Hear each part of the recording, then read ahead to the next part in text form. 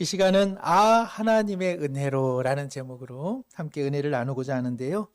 오늘 설교의 제목은 우리 찬양대도 오늘 찬송가로 하나님께 영광을 올려드렸는데 찬송가 310장의 제목에서 가져왔습니다. 하나님의 은혜로. 이 쓸데없는 자 왜 구속하여 주는지 난 알 수 없도다. 내가 믿고 또 의지함은 내 모든 형편 아시는 주님. 늘 보호해 주실 것을 나는 확실히 아네. 아마 우리 모든 성도님들께서 참 좋아하시는 찬송가 중에 한 곡일 텐데요. 이 곡의 작사가는 다니엘 앱스터 휘틀이라고 하는 미국의 장교입니다. 그는 1861년 남북전쟁 당시 용맹스러운 군인으로 활약을 하던 중 안타깝게도 오른쪽 팔을 잃어버리는 큰 부상을 경험하게 되었습니다. 너무나 괴로운 마음에 병상에 누워서 어머니께서 군에 입대하기 전에 주신 성경책을 꺼내어 그는 그것을 읽는 것으로 낙을 삼았던 것이죠. 그러던 어느 날 밤 한밤중에 간호사가 찾아옵니다. 심한 부상으로 고통과 죽음을 앞둔 소년 병사를 위해 기도해 달라는 요청이었습니다. 그 간호사는 매일매일 성경을 읽는 휘트를 보고 참 신앙이 신실한 자겠군 하여 부탁을 드린 것이죠. 죄송합니다. 저는 그럴 만한 자격이 없습니다. 휘트는 자신의 처지가 너무나 비참해서 성경을 읽는 것일 뿐 이제까지 예수님을 구주로 영접하였거나 제대로 한번 기도한 적이 없는 사람입니다 하고는 그 도움을 거절하게 되죠. 그러나 숨가쁜 신음소리를 내비치는 소년을 앞두고 휘틀은 마음에 갈등하기 시작했습니다. 하나님, 저를 용서하여 주시고 죄 많은 인생을 불쌍히 여겨 주시옵소서. 이제 저는 저 아이를 참으로 위하여 기도하겠습니다. 그리고 그는 있는 힘을 다하여 회개한 후에 그리고 기도하기 시작하죠. 그럴 때에 이 고통 가운데 사경을 헤매던 아이의 그 고통스러운 얼굴들이 잦아지기 시작하고 그 소년은 평온한 미소 가운데 하나님의 품에 안기우게 되었습니다. 휘틀은 이 작은 사건을 통해서 하나님께서 자기의 삶에 간섭하고 계시고 나 같은 인생도 하나님께서 감동시켜서 믿음 주시고 그리고 이처럼 기도하게 하신다는 사실 앞에 그는 예수님을 영접하게 되는 것이죠. 그리고 그날의 감격을 주체할 수 없어 쓰게 된 찬송가, 그것이 바로 310장 그의 고백의 내용이라 하겠습니다. 3절이 이렇습니다. 왜 내게 성령 주셔서 내 마음 감동해 주 예수 믿게 하는지 난 알 수 없도다. 내가 믿고 또 의지함은 모든 형편 아시는 주님 늘 보호해 주실 것을 나는 확실히 아네. 외람되지만 제가 거의 30여 년 전에 고등학교 졸업 후에 실제적으로 교회에 첫 발을 내딛었을 때 저의 청년부 예배실의 자리는 언제나 기둥 뒤였습니다. 교회 생활을 처음 하는 저로서는 모든 것이 다 낯설었습니다. 주일 이 화창한 날에 이 젊은 사람들이 우울한 얼굴로 모여있는 이 낯선 자리에서 기도하고 찬양하고 성경을 읽는 것이 저에게는 너무나 낯설고 그것이 다 생경하게 느껴졌던 것이죠. 그나마 목사님의 눈이라도 피하고 싶은 마음에 저는 언제나 기둥 뒤에서 예배를 드리고는 했습니다. 그러했던 저를 신앙으로 지도하셨던 우리 목사님을 의정부 제1교회를 지금 심우하고 계시는데 몇십 년 만에 만나서 두런두런 이 얘기 저 얘기를 나누었습니다.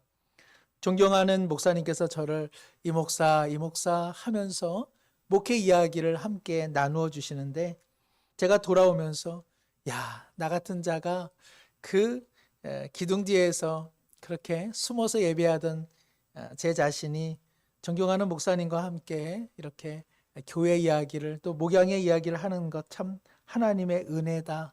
이거 외에는 다른 것으로 설명이 되지 않더라고요. 비단 저의 경우뿐이겠습니까? 아마 우리 성도님들도 저마다의 간증, 저마다의 경험, 저마다의 아름다운 삶의 고백들이 있지 않습니까? 확실한 것은 이것이죠.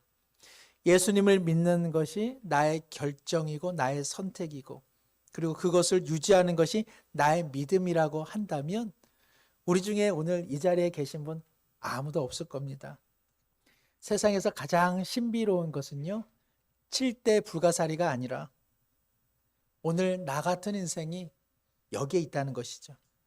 보이지 않는 그 하나님이 믿어지고, 그리고 그 하나님을 의지하게 되고, 그리고 우리의 삶이 실상 꺼내보면 지난 한 주도 얼마나 누추하셨습니까? 그런데 우리는 이 자리에 와서 다시 하나님의 은혜에 마음을 기울이고 있습니다. 이것이 인생에 있어서 가장 확실한 현실이고 사실인 것이죠. 참으로 기독교 신자의 신앙이라고 하는 것은 우리의 헌신, 우리의 믿음, 우리의 각오, 우리의 결단으로 되는 것이 하나도 없다는 것. 그것 우리 자신이 증거 아닙니까? 우리 하나님께서 은혜로 우리를 불러주셨습니다. 은혜로 업고 가십니다. 은혜로 붙들어 주십니다. 은혜로 놓치지 않으십니다. 그리고 은혜로 여기까지 왔으니 앞으로도 은혜로 우리를 이끌어 가실 줄로 믿습니다. 이러한 사실을 오늘 성경은 하나님의 은혜가 신자들의 삶에 왕노릇한다, 이렇게 성경은 말씀하고 있습니다. 오늘 말씀 21절 함께 한번 읽습니다.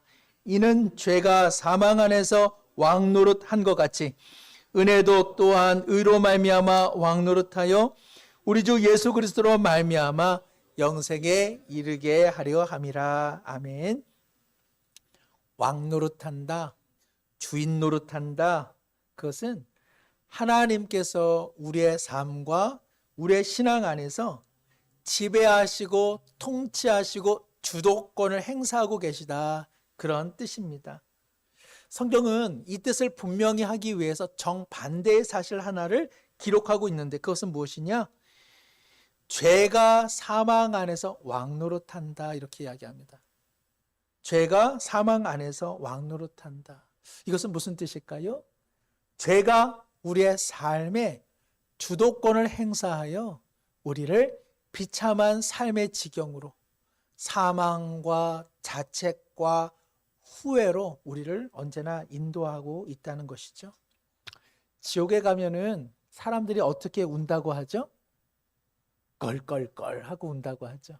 껄껄껄. 사실 이게 웃는 것도 아니고 우는 것도 아니고, 잘할 걸, 예수님 믿을 걸, 그때 돌이킬 걸 하면서 껄껄껄 운다고 이야기하죠. 죄는요, 우리 모두를 어디까지 밀고 나가느냐? 우리를 죽음으로 밀고 나갑니다. 사람이 죽는 것은 아파서 죽고 세월이 흘러 죽는 것이 아닙니다. 하나님의 생명으로부터 우리의 인생이 뿌리 뽑혀 있기 때문에 우리는 차차 죽어가는 것입니다. 확실한 것입니다. 성경은 이를 죄가 모든 인류 가운데 왕노릇, 즉 주도권을 행사하기에 우리 가운데 비참한 죽음과 그리고 그 결과가 있다고 이야기하는 것이죠. 우리는 죄에 대해 어떻게 생각하십니까? 죄? 내가 몰라서 죄를 짓는 것이지, 내가 죄를 알면 나같이 죄를 안 지르는 사람도 없어. 우리는 막연하게 이런 생각을 합니다. 그래서 우리가 통상 하는 말이 뭐죠? 죄송합니다. 몰라서 그랬습니다. 몰라서 그랬습니다. 제가 이제부터는 알았으니까 다음부터는 안 그러겠습니다. 그리고 우리 다음에는 어떻게 하죠? 제가 그걸 깜빡했습니다. 제가 기억한다는 것은, 제가 다음에는 그거를 내가 꼭 기억해서 다시는 같은 죄를 저지르지 않겠습니다. 그리고 우리는 또 어떻게 합니까? 그리고 우리는 또 그거는 또 몰랐습니다라고 말하는 것이죠. 그래서요, 율법이 그래서 우리 가운데 주어진 것입니다. 몰라서 그렇구나. 알려줄게. 그래서 하나님께서 알려주신 것, 바로 그것이 율법이고 그것이 바로 하나님의 계시입니다. 율법이라고 하는 것은요, 선한 것입니다. 율법은 하나님의 선하신 뜻을 우리 가운데 알려주는 것이죠. 그런데 문제는 무엇이죠? 율법을 통해 하나님의 뜻이 이거구나. 이렇게 죄를 저질러서는 안 되겠구나 하면 우리가 다음부터는 죄를 안 저지르냐? 그렇지 않죠. 우리가 맨 처음은 몰라서 그랬습니다. 근데 그 다음은 뭐죠? 안 들키게 죄를 저질러야겠다. 그 생각이 우리의 마음에 그냥 쓱 하고 올라옵니다. 오늘 말씀 20절에 보면 율법이 들어온 것은 범죄를 더하게 하려 함이다. 이렇게 되어 있거든요. 우리가 이 말을 오해해서는 안 되겠습니다. 율법이 들어온 것은 우리로 하여금 범죄를 더하게 한다? 이 말의 뜻은 율법이 악하여 우리로 하여금 죄를 더 부추긴다 그런 뜻이 아니라 사람들이 율법을 알면 그 율법을 더 지키고자 하는 마음이 아니라 율법을 피해서 어떻게 죄를 저지를까? 율법을 피해서 죄를 저지를 생각들이 우리의 악한 본성에 더 넘쳐나게 되는 그러한 현실을 이야기하는 것입니다. 예를 들면 아이를 키울 때 어떻습니까? 야, 코 후비지 말아라. 코피 난다. 그거 먹는 거 아니야. 맛있는 거 많은데 왜 그걸 먹니? 배 아야 한다. 아야 해. 그러면 아이가 알겠습니다 하고는 어떻게 합니까? 아이가 사라지죠. 애가 안 보이면 뭐 하고 있는 겁니까? 어디서? 사고 치는 거죠. 가만히 방구석에 들어가면 아이가 입을 혼자 뒤집어 쓰고 코를 후비고 있는 것입니다. 하면 안 되는 것을 어떻게 합니까? 들키지 않으면서 하는 것이죠. 요즘에야 그런 일이 적겠습니다마는 남편들이 어디서 공돈이 생겨서 비상금을 숨기다가 발각이 되면 어떻게 합니까? 마음에 안 들켜야겠다. 안 들켜야겠다. 그래가지고는 어떻게 합니까? 머리큐를 굴려가지고 방바닥 장판을 괜히 뜯어가지고 그 안에다가 따뜻하게 지폐를 모셔두지 않습니까? 추운 겨울에 구태여 마을을 그 마당에 그 항아리를 그냥 묻어가지고 또 거기다가 얼마 되지도 않는 비상금을 넣어둡니다. 가장 좋게 비상금을 숨겨두는 곳은 어디냐? 아내가 부끄러워서 다시는 펼쳐보지 않을 아내의 졸업장. 거기다가 비상금을 넣어두면 거기는 그거는 아주 최고입니다. 그거는. 우리는 하나님의 율법을 받으면 우리는 마음에 사람이 그걸 어떻게 지켜? 이런 생각이 들고, 그리고 행함이 아니라 마음이 문제다라고 하면 우리는 벌써 거기서 못마땅하고 그리고 거기서 피할 생각을 우리는 누구나 갖게 됩니다. 살인하지 말라. 주님께서는 말씀하십니다. 마음에 누구를 살인하고자 하는 미움만 있어도 그는 이미 살인한 것이다. 우리는 티를 내지 않고 마음으로 미워하는 일들이 많죠. 그러나 마음으로 미워하면 결국 그 모든 것이 현실로 나타납니다. 우리는 죄를 어디다가 숨겨둘 곳이 없습니다. 다 드러나기 마련이죠. 저의 예화의 발전소인 저희 아내는 저를 참 좋아하지만 저를 아주 보기 싫어할 때가 있습니다. 실은 특별히 재미난 것이 없어서 TV를 잘 보지를 않아서 스포츠나 다큐멘터리 같은 거 보는데 어쩌다가 이제 저와 제가 물끄러미 드라마를 볼 때가 있습니다. 얌전히 TV를 보면 좋은데 제가 저 배우는 저 옷을 왜 저렇게 전혀 안 맞는데 저런 옷을 입고 나오네. 저 배우는 연기한 지가 얼마나 오래됐는데 아직도 저렇게밖에 연기를 못해.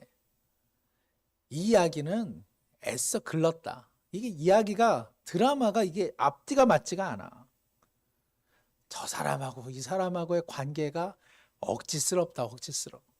그러면 우리 아내가 여보, 나 머리 식히려고 잠깐 보는 건데 제발 방에 들어가면 안 될까? 간곡히 두 손 모아 간청을 합니다. 제가 그 핀잔에 못 이겨서 이제 방에 기어 들어가죠. 그리고 제가 생각합니다. 왜 나는 드라마를 보면서 이렇게 꼬인 마음을 풀어내는가? 왜 다른 사람들 앞에서는 양처럼 온순하고 부드러운데 왜 텔레비만 보면 거기서 이렇게 비난하고 그리고 냉소적인 말을 쏟아내는가? 긴장이 풀어질 때 내 안에 나는 누군가 그런 생각을 하죠.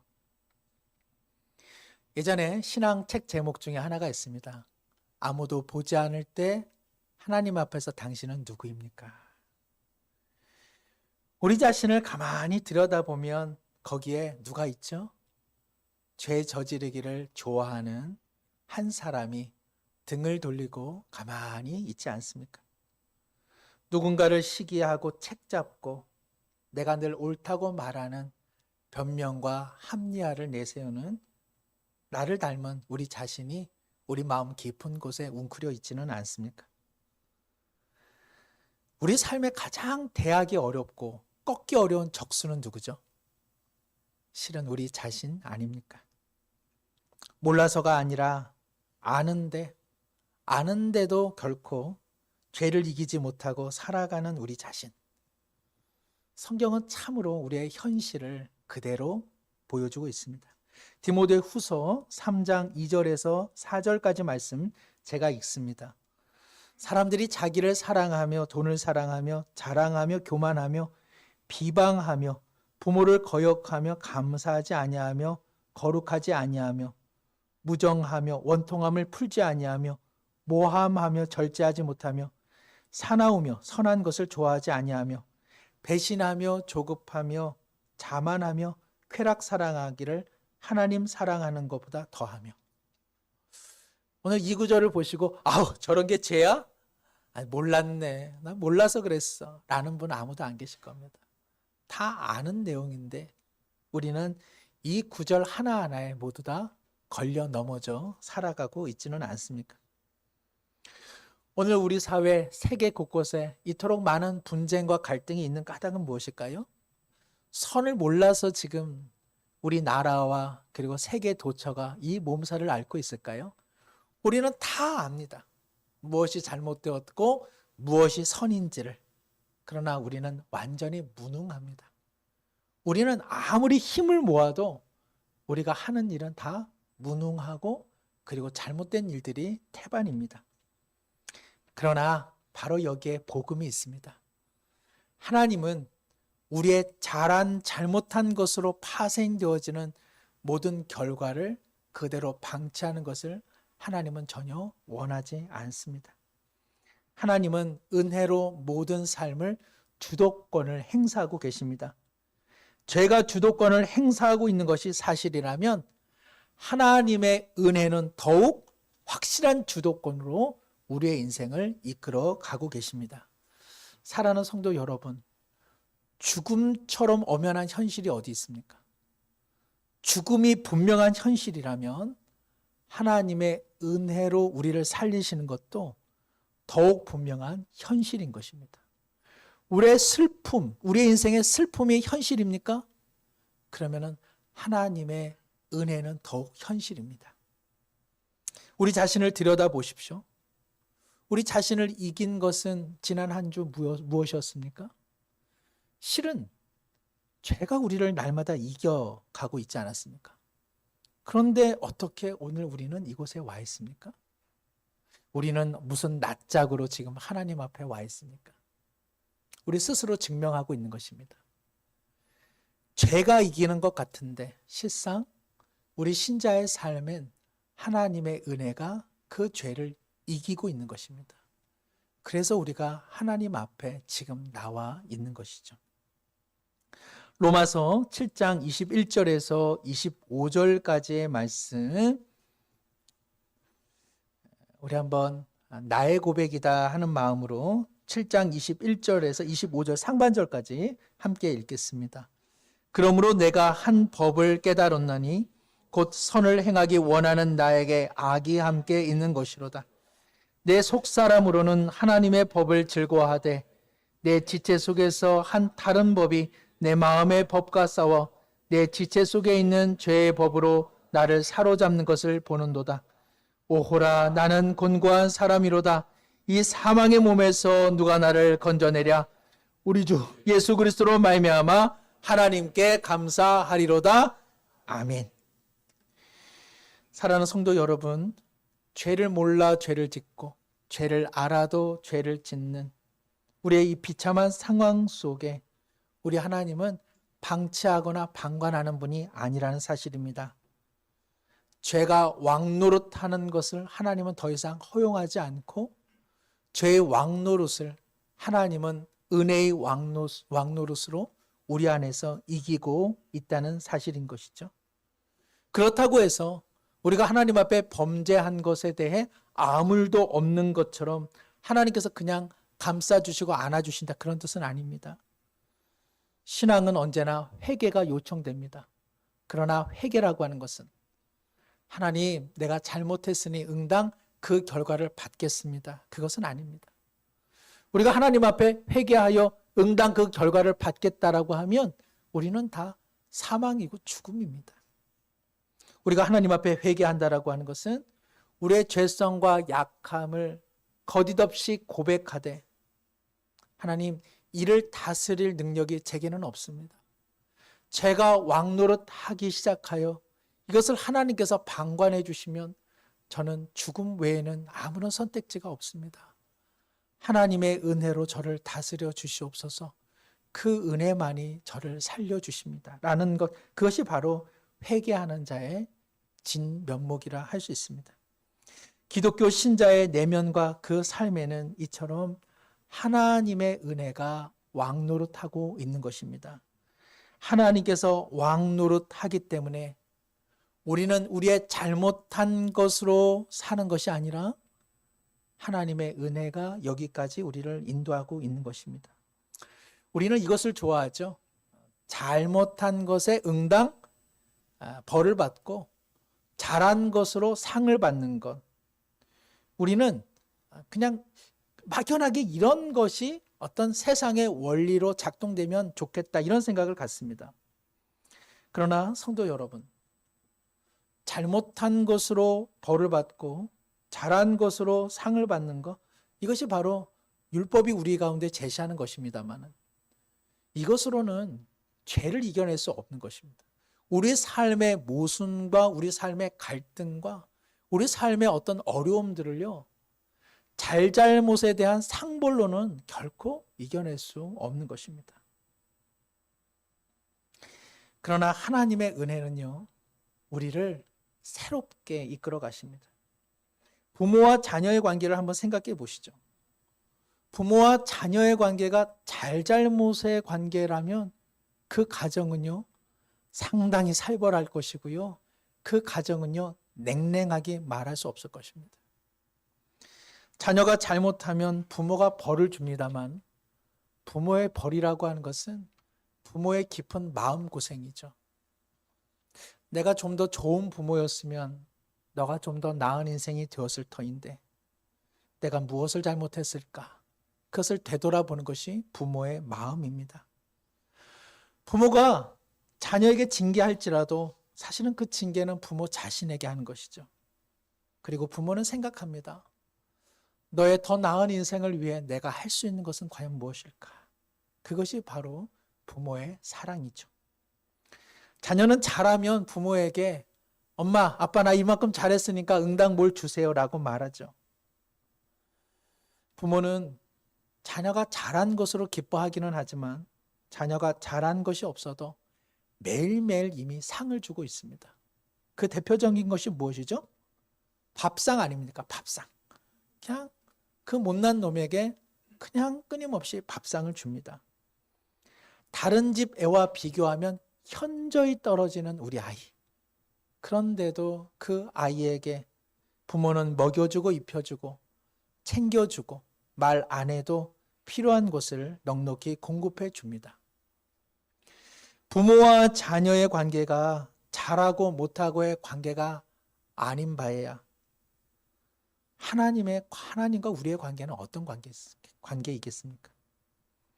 하나님께서 못난 우리를 대해 주시는 방법은 잘한 것으로 보상해 주시고 못한 것으로 징계하시는 그러한 방법이 아니라 가슴 아파하시고 사랑하시고 돌보시고 성숙시켜 주시고 깊어지시게 하는 은혜의 방법이라는 것입니다. 성도 여러분, 이것은 우리 모두가 듣기 좋은 내용이 아닙니다. 듣기 좋으시라 드리는 말씀이 아닙니다. 하나님께서 우리를 이전부터 지금까지 그리고 앞으로 인도하시는 하나님의 섭리요 다스리시는 현실이기 때문에 그렇습니다. 우리 자신을 한번 허벅지를 한번 꼬집어 보세요. 네, 우리 조재현 장로님 쓰다듬기만 하셨습니다. 아프실 것 같으면 옆 사람 허벅지를 꼬집어 보십시오. 우리에게 있는 현실은 무엇입니까? 죄가 우리 가운데 왕노릇하고 있는 것이 현실입니다. 그렇죠? 또 다른 현실은 무엇입니까? 죄가 왕노릇하는 것의 결과를 하나님께서 우리의 결과 되지 않도록 우리 하나님께서 은혜로 더 큰 왕노릇을 하고 있다는 것입니다. 이것이 우리의 사실입니다. 이런 점을 바탕으로 한 두 가지 적용점을 나누고자 하는데, 첫째는 하나님께서 은혜로 내 삶을 다스리신다면, 잘한 것으로 못한 것으로 우리의 삶을 다스리지 않으신다면 우리 무슨 생각이 듭니까? 벌써? 그럼 순종할 필요가 뭐가 있어? 하나님의 말씀에 순종할 까닭이 뭐가 있을까? 이런 생각을 하죠. 이것도 역시 부모와 자녀의 관계를 생각하면 우리가 쉽게 생각해 볼 수 있습니다.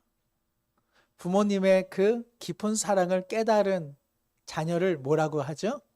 철이 든 자녀라 하죠. 자녀가 철이 들면 부모의 마음을 헤아리기 시작하고요. 그리고 부모가 기뻐하는 것이 무엇일까? 그것을 행해 보려고 노력하게 됩니다. 순종은요, 내가 잘해서 부모의 유산이나 부모의 어떤 재물을 내가 얻겠다, 그런 것은 순종 아닙니다.